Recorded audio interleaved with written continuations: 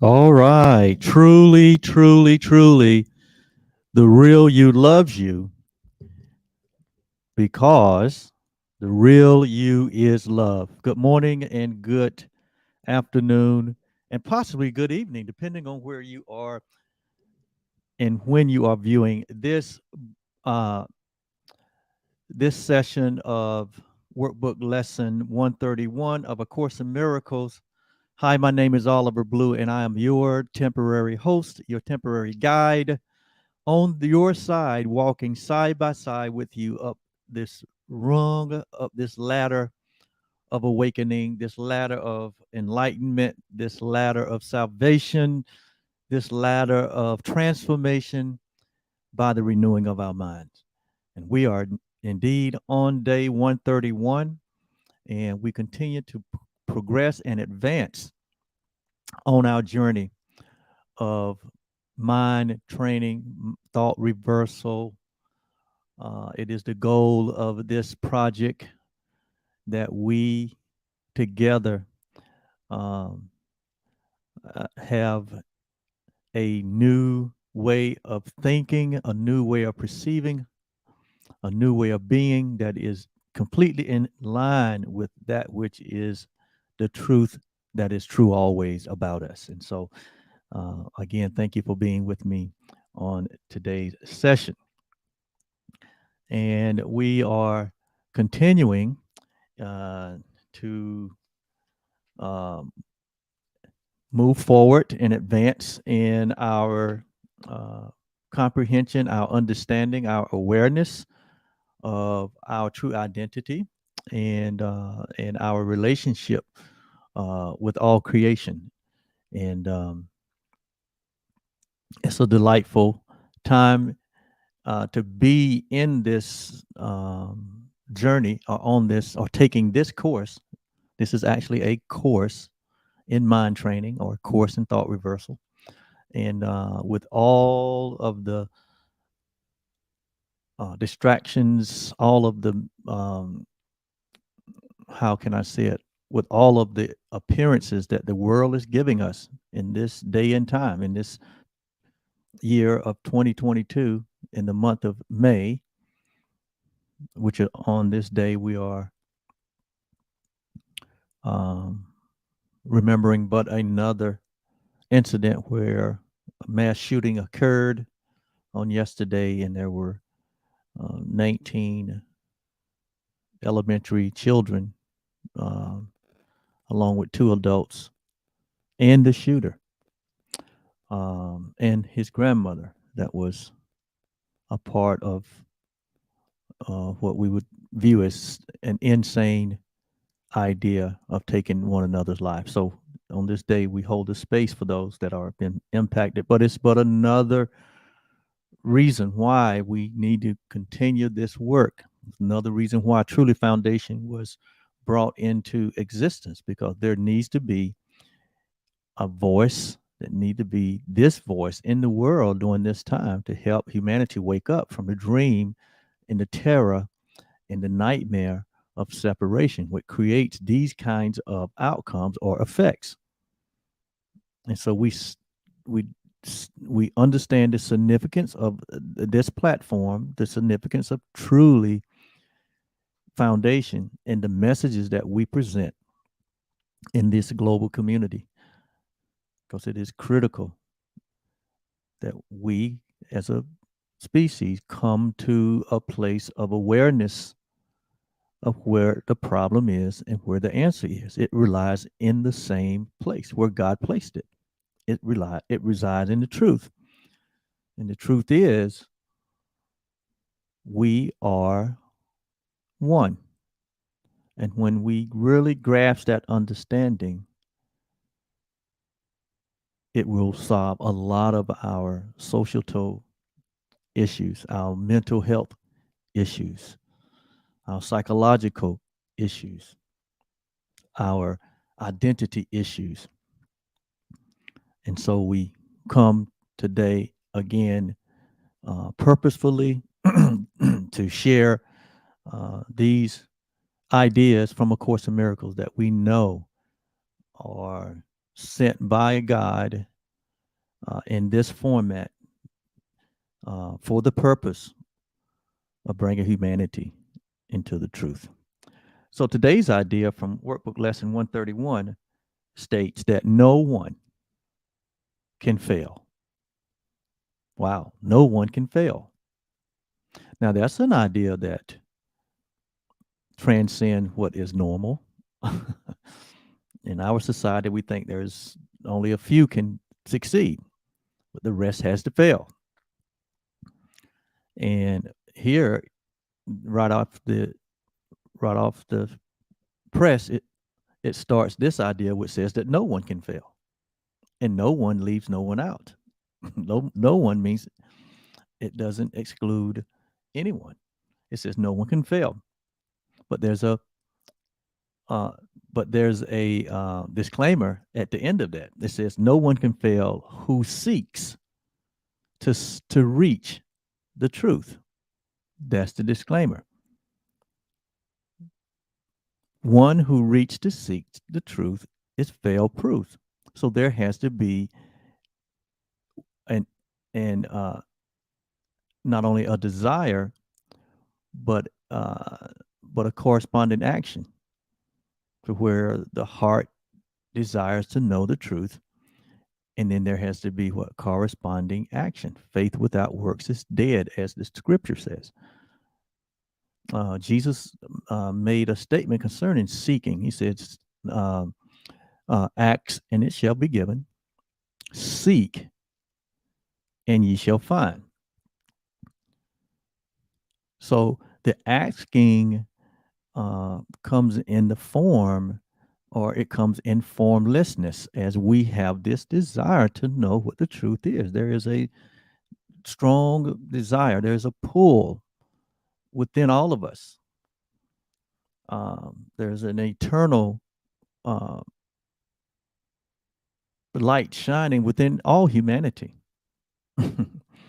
which has gotten what covered up by false ideas or wrong ideas, or it's gotten covered up by unreality, but it's still there. I mean, when you put clothes on your body each morning and go out into the community, your body is still there. We see the clothes, but your body remains. We see parts of your body, but all of your body is there.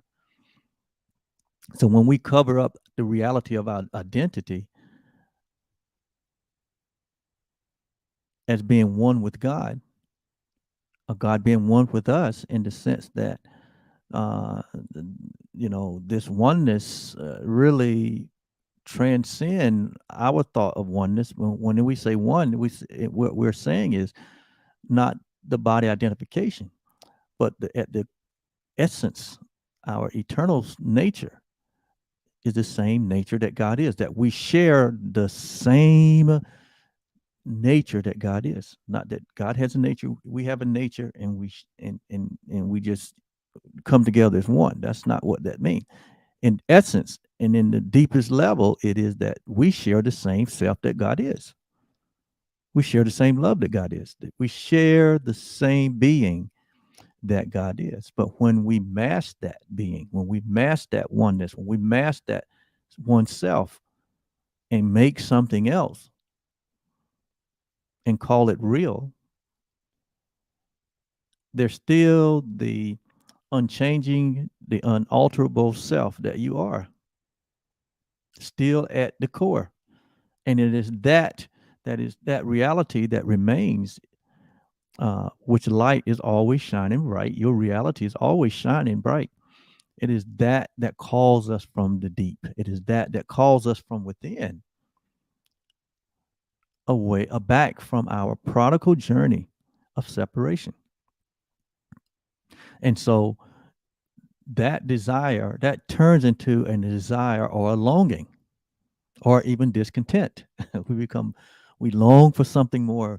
We become discontented with what we're experiencing, and we know that there's something beyond what we have known.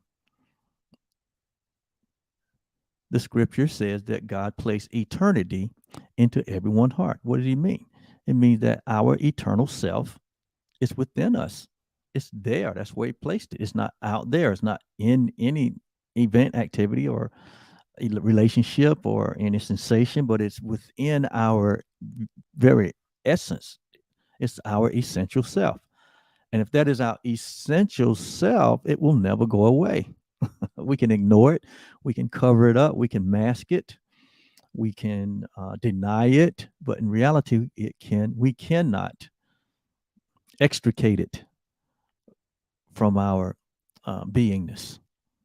And so, with that said, there's always this yearning. There's always this uh, propensity. Uh, there's always this desire to experience our true self. And so it says here that no one will can. It says here that no one can fail who seeks to reach that self. So it is when we come, just like the prodigal son came to himself at some point and said, I'm going back home, or, just like in the case of how this Course in Miracles came together when two colleagues who was in a very toxic relationship, toxic environment, said one day that there must be a better way and that they would seek it and that they would find it. Just that little willingness, just that little initiative is all it takes for us to open up the door to walk in the light, or discover the truth that we are. And so it says here that anyone that seeks, they shall reach the truth. They cannot fail. So your willingness to discover the reality of your true self is all it takes. It's all it takes. A change of heart or a shift in your perception. It's all it takes. Very simple, not complicated. A desire to know the truth.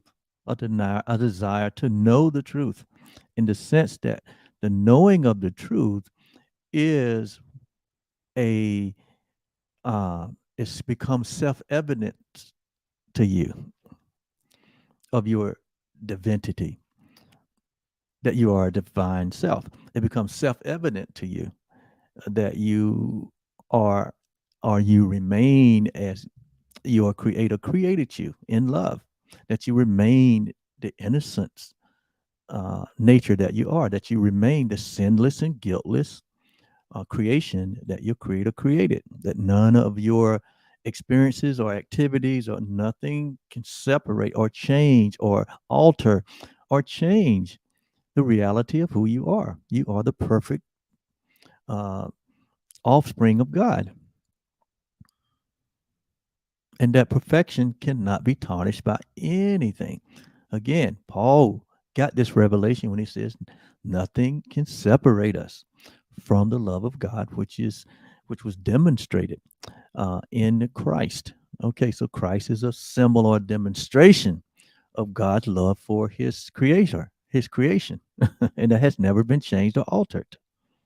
Never been changed or altered. And there's nothing we can do to change or alter it. We can only what? We can only uh, decide not to recognize it or ignore it. It's called ignorance. It's just basically we ignore the truth. We get so taken away. We get so fascinated with the things of this world that dazzle and appear to us as though we can find happiness and joy and peace in them, and only to what? Be disappointed, not realizing that the happiness and the joy and the peace that we desire is not in things or events or activities or relationship, but they're actually who we are. That we are the source of that which we desire, because what? That's where God placed them. It's in your nature. It's in your nature to love. It's in your nature that you are birthless and deathless. Not talking about the physicality of this world, but which is temporary. But we're talking about the reality, that which is what eternal, that which has no beginning and no ending. We're talking about that self, that real you that God said He knew before you were in form in your mother's womb. So we're going beyond time and space. We're going beyond form to eternity, to what we play to what which we would symbolize as heaven. Heaven is a place where what all is well. And it's not a place in the past, it's not a place in the future, but it is present. Heaven is a present knowing or a recognition of your reality. That's what heaven is. Just that simple. Not complicated. Life is not complicated. God is not complicated. We have complicated life. We have made it so complex when it's very simple. And so, part of this renewing of our mind, part of this thought reversal, this mind training that we're going through, is to bring us back to the simplicity, to bring us back to the clarity and the understanding and the knowing of the simplicity of who we are. We're not as complex as we think we are. And so, today's lesson again, no one can fail to seek to reach the truth. No one. So, the question is, what are we seeking? What are we searching for? And why are we looking outside of ourselves for it when God has placed everything within us? That's the $100,000 question. Why are we seeking? What are we seeking? And where are we seeking it?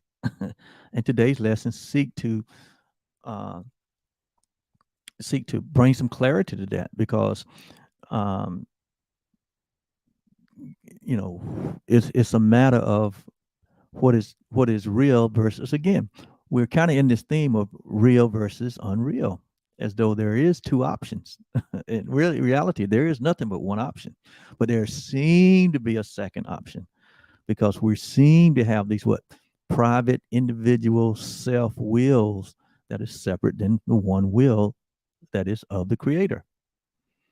But you would have to, again, fall into a trance or a dream or an illusion, or have imagine these things from a mind that seemed to be split off from from the one mind of God, in order for it to have any kind of um, offering, which is not a real offering, or what we call from the last lesson, a false perception.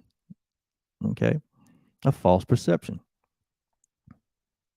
And so the lesson starts out by saying, failure is all about us. In this world we see, in this world of duality, we see, what we define in humanity as failure. It's all around us. We see people failing all the time, in that sense, because we're in a world that is seeking for something that um, seeking for something in a place that it is not. So it's quite obvious there's a tremendous amount of failure, because we're seeking for happiness, we're seeking for love, we're seeking for joy and peace, we're seeking for abundance, we're seeking for peace of mind, we're seeking for all of this stuff, all of these things. And these are good things. However, we're not looking in the right place. And so it says failure is all around us. It says failure is all about us while we seek for goals that cannot be achieved. So failure only comes as a result of seeking for something that cannot be achieved. And so what we're saying in the world of perception, when we seek outside of ourselves for that which is intrinsic within ourselves, we can't do but fail. We can't achieve the goals. We're seeking for that which is permanent in an impermanent place. It says we look for permanence in the impermanence. Impermanence means the world that we made, or the world that we know, the world of time and space. We know that it's only temporary. It's fading away. Eventually, it will completely disappear. And so we search for permanence in the impermanent. We search for eternity. We search for the changeless. We search for the truth. We search for that which is birthless and deathless. We search for that which has no opposites, no beginning and no end. We search for that which is unalterable. In the in the world of perception, which is totally opposite of what we're searching for, and therefore we cannot find it. That's why in one of the sections here it says in the ego thought system, which will send us on a search for something that is not out there. And so the ego thought system says, seek and you will not find. Seeking you will not find. Whereas, which is anti of what the scripture says or what the course says, that seek and you shall find, or that no one that seeks will fail to reach his goal. No one can fail who seeks to reach the truth, which is a reachable goal. To know the truth of who you are, to know the reality of yourself, to know the oneness that you share with all humanity and with your creator. That is a truth that is permanent. And you cannot fail once you seek that truth. But there has to be what? There has to be this initiative to respond to the um, impulse within you to wake up, to know the truth. We know that things are really out to kilter. We know it. And I'm not telling you anything you don't know. We know that things have gone sideways and have been sideways a long time. Not to say that there's not good in the world, but what we're saying is the good in the world, it gets eclipsed by the amount of darkness that, that we see around us, the suffering that we see, even the suffering that we experience. And so we see so much of it that we get to a point where we almost give in to where we say, well, this is just the way of the world. This is just case Sarah, whatever shall be, shall be. I am a victim of the world I see. That's what it's trying to get you to, that point, to give up, to give in, to say there's not anything else. All there is all you've experienced. That's what it's trying to say. Your past will be your future. And eventually you will expire. So it's all based on fear. It's all based on the belief that separation is real and we deserve what we're getting. That's what the ego would tell you. That's what your mind will tell you. You're getting what you deserve. And so we look for permanence in the impermanence. We look for love where there is none.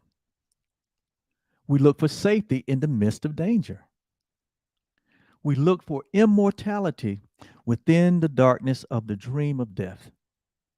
Because we come here in these bodies, and at some point we dream or we're told that these bodies will expire. And that is very depressing. So that's the dream of death. And so we try to say, okay, well, we've got to make the best of life while we're living, as though the life in the body is all there is.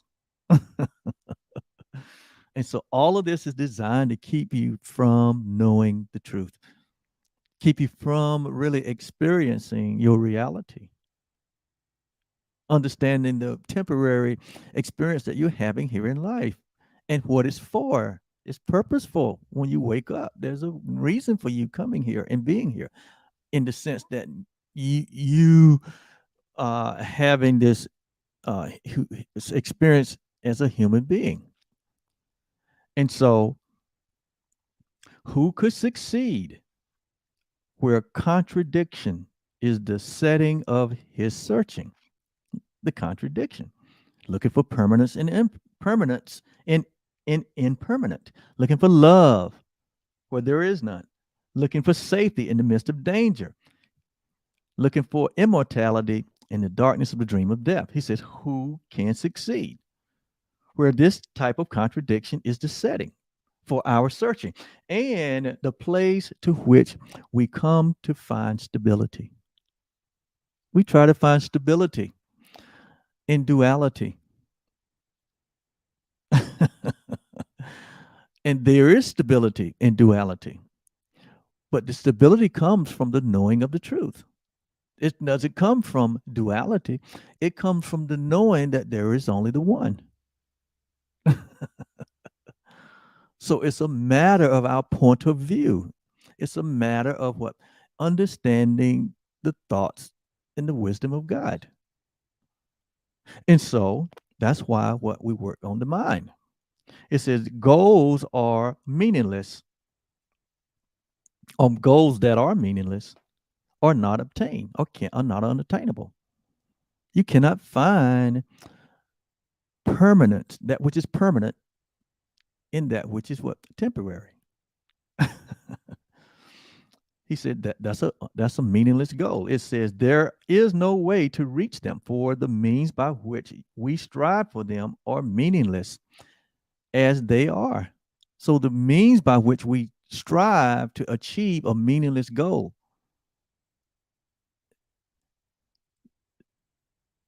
only amplifies the fact that what we're gonna seek and not find. It says, who can use such senseless means and hope through them to gain in anything?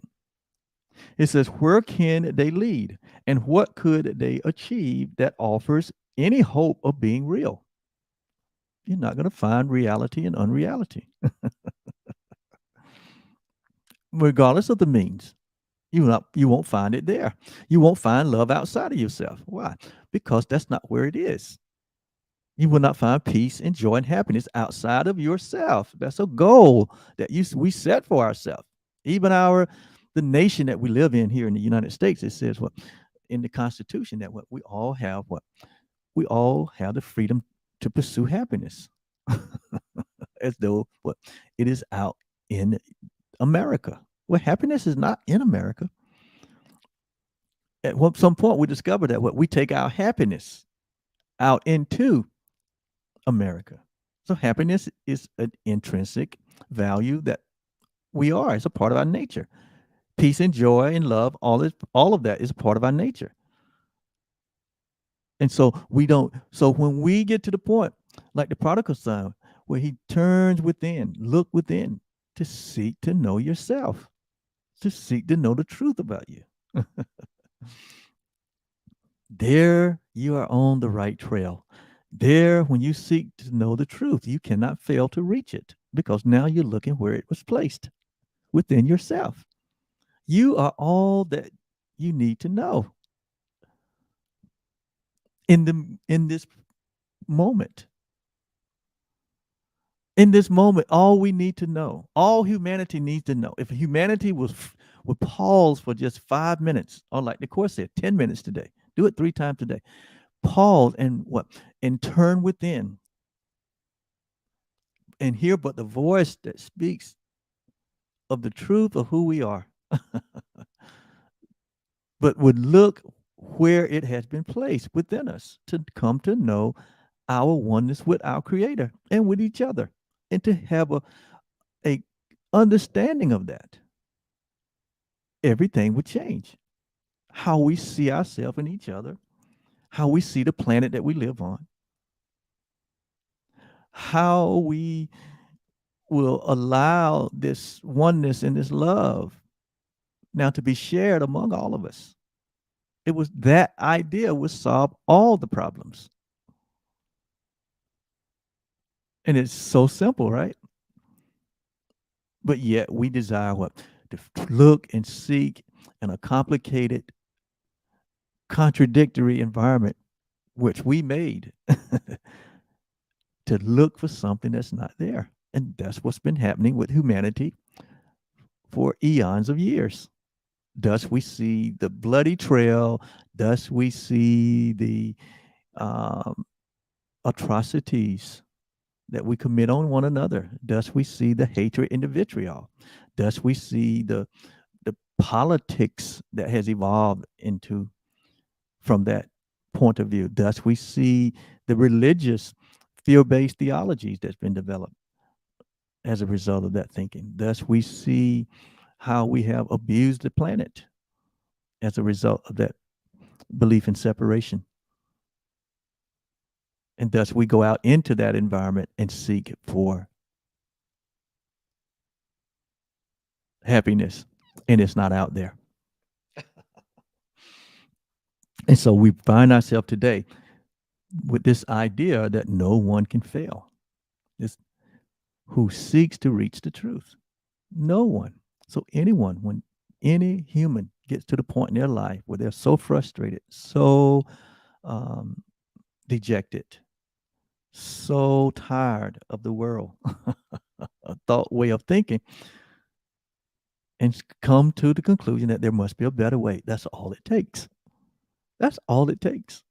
Because it's in that moment that that which is eternal within you begin to rise within you.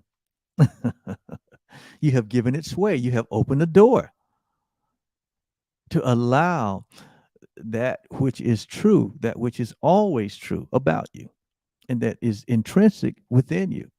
You have opened the door to allow the light of the truth to begin to shine in your heart and in your mind. You have begun you in this that recognition. Remember, the course says enlightenment is but a recognition. It's but a recognition. It's not some grand experience, where you have this euphoric experience. I mean, that happens, but that even that experience is not a what? It's not a substitute for you knowing the truth. You having a direct experience of yourself, of your divine self. And so it says, pursue pursuit of the imagined leads to death. So that which we imagine to be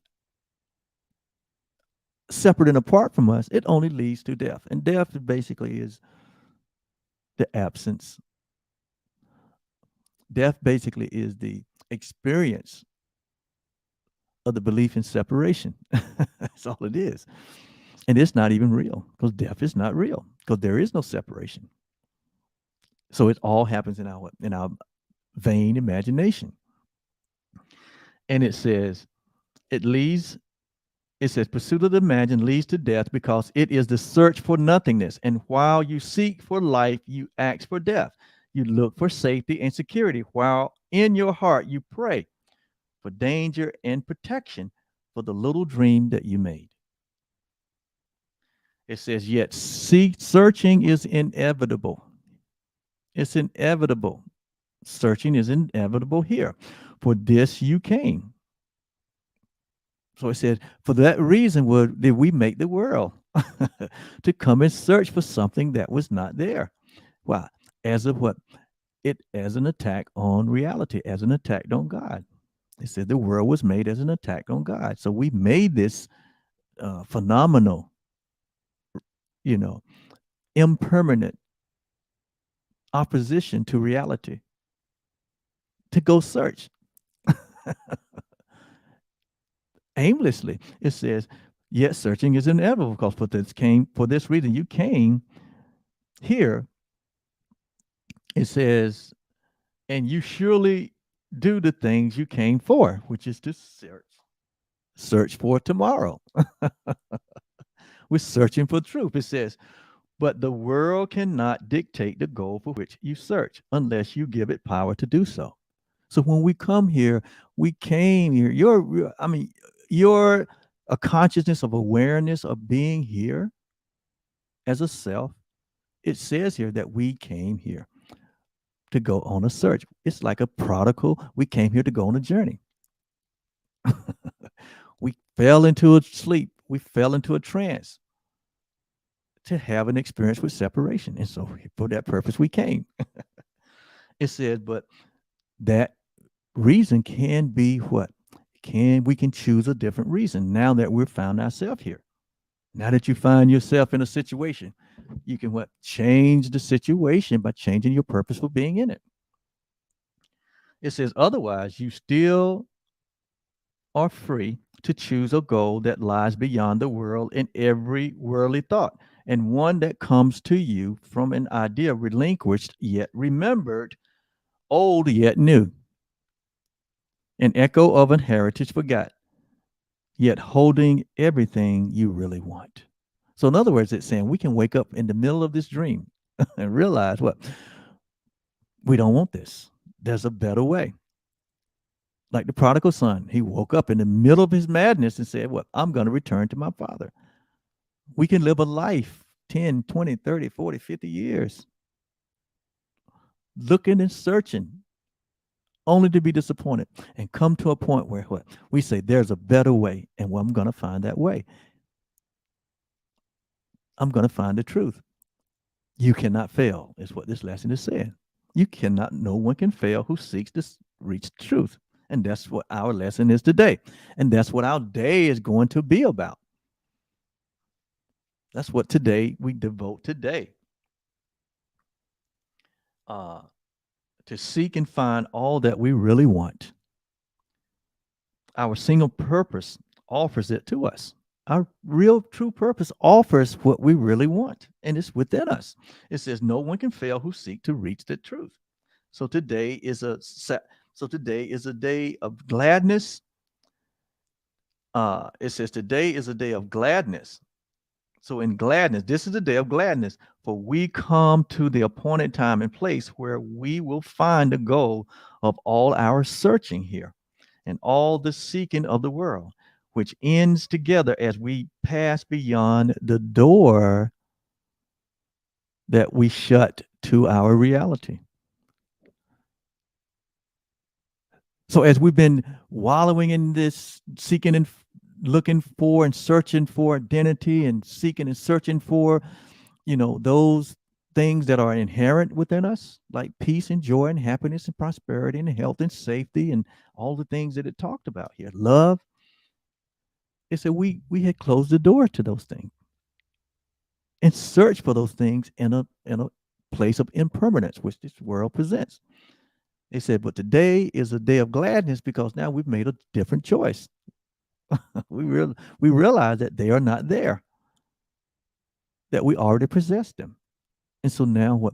With just a little willingness, we open ourselves up to this fail-proof journey of knowing the truth, of knowing our true self, of knowing the truth of all things. And so today we rejoice. It says salvation time has come. It says what we've been really looking for is heaven. In heaven is just symbolic of the truth. Heaven is symbolic of reality. Heaven is symbolic of the Creator and His creation, exchanging, extending, and sharing the one love that we are. And in so doing, we extend this love in all of our doing, in all of our being. This is what we've been searching for. This is what we really want. And it was in ourselves. And so it said, be glad that search you must. Be glad as well to learn you search for heaven and must find the goal you really want. No one can fail to want this goal and reach it in the end.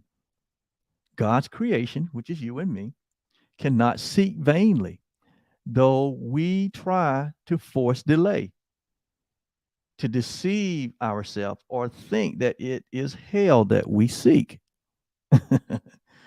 It says, when we are wrong, and we are, we find a correction. Correction is many times found in our wrong decisions or found in the effects of our wrong choosing. So even in our wrong choosing, God has placed heaven there. There's a scripture that says, even David said it over in Psalms, I believe, even if I make my bed in hell, God said, I will be there. Why? Because God is everywhere. Love is always present. Love is present everywhere.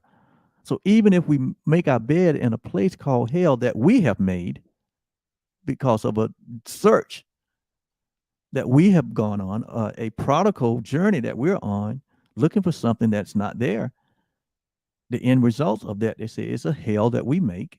And we do that in this life, in our relationships and in our, in our events and activities. We create hellish situations. A lot of people are in hellish situations right now. And they think that God is the author of that. But God is not the author of confusion. First Corinthians, Second Corinthians said, God is not the author of confusion, but the author of what? Peace.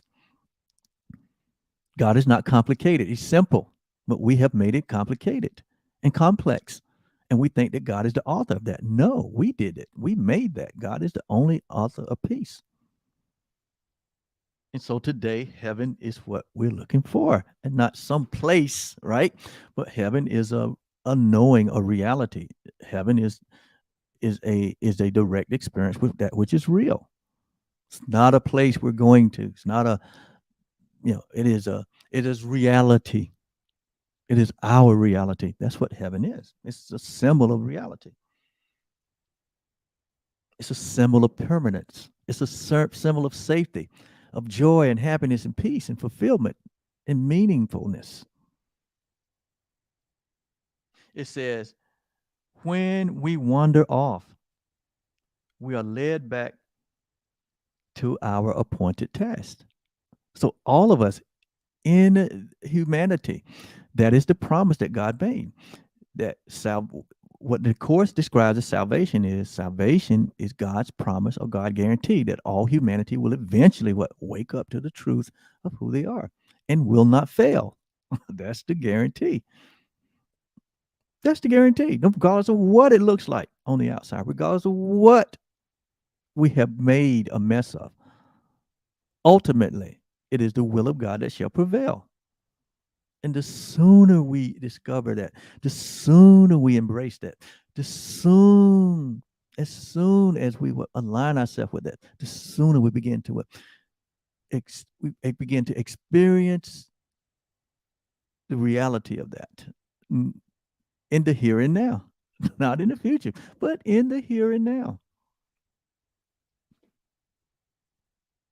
And so, no one remains in hell. That's good news. No one remains in hell. But you got religions that would say, no, no, no, they're going to hell. They're not thinking from God's point of view.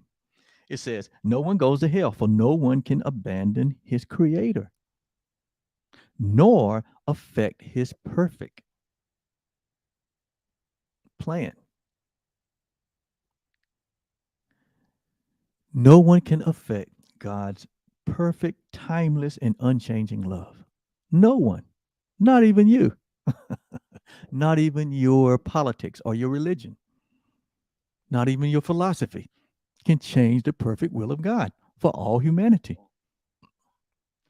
We will find heaven.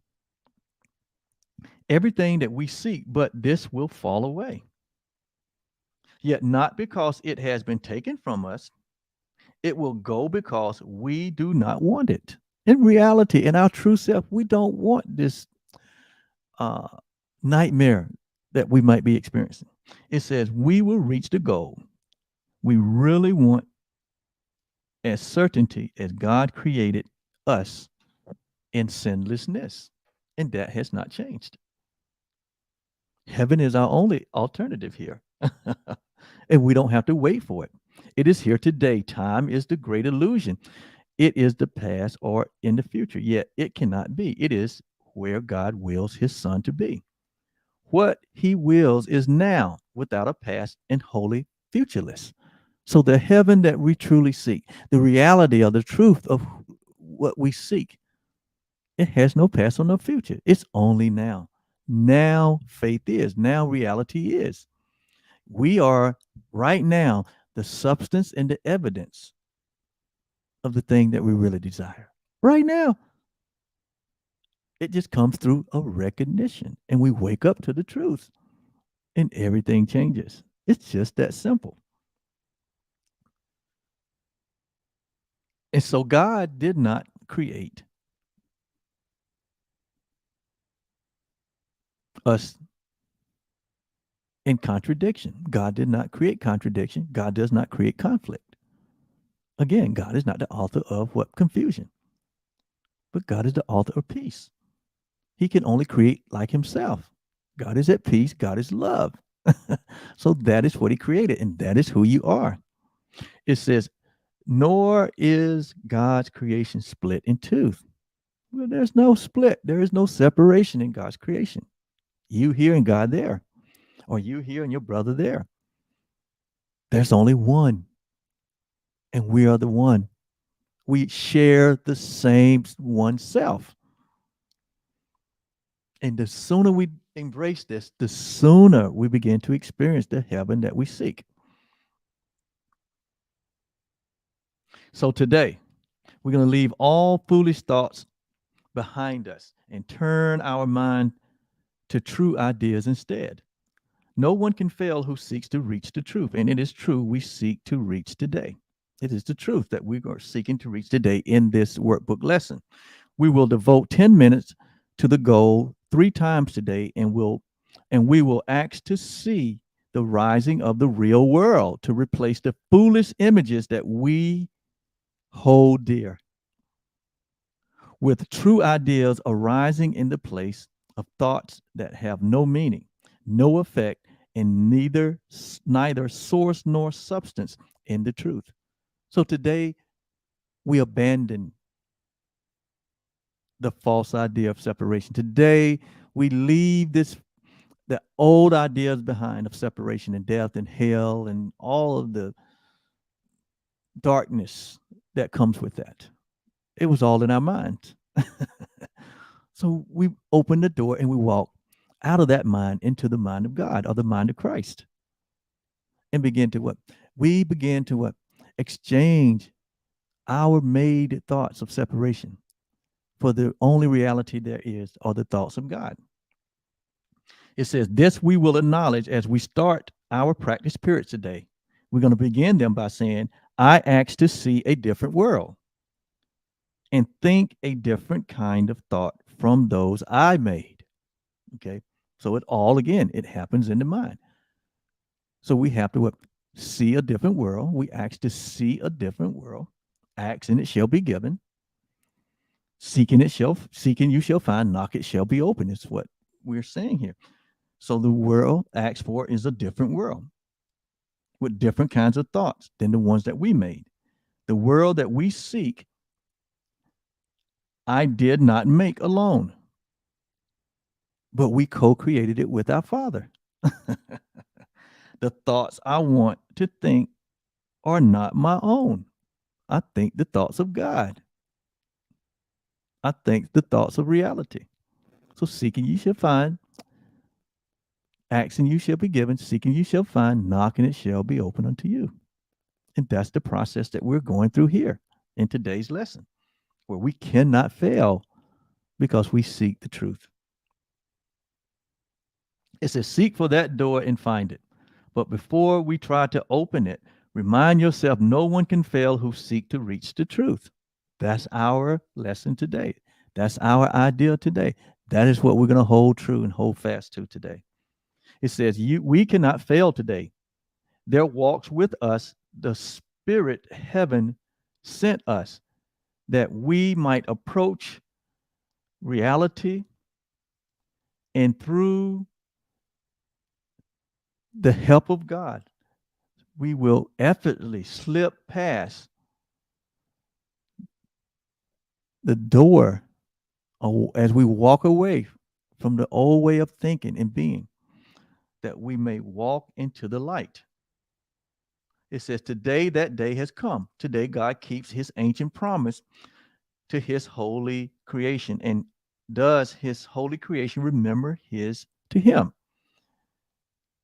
This is a day of gladness, for we come to the appointed time and place where we will find the goal of all our searching here in Acts, the seeking of the world, which ends together as we pass beyond that which we held dear. So remember often that today should be a time of special gladness and refrain from the decimal thoughts and the meaningless laments. So there's no more need to lament the world. We see a new world. We see the only true world. So there's no need to be depressed or to lament the world anymore. Remember, God has promised and God has guaranteed with all humanity, regardless of what is playing out in the movie of impermanence, God in the end, in its ultimate, even now, all the world is saved. God reconciled the world to himself. So we don't have to be so overly concerned. Just be the light that we know that we are now. Be the function. Now we co-labor with God to wake the world up. We become the saviors of the world. We become heaven on earth, as it says. Thy will be done on earth as is in heaven. So we become the heaven on earth. Your life does.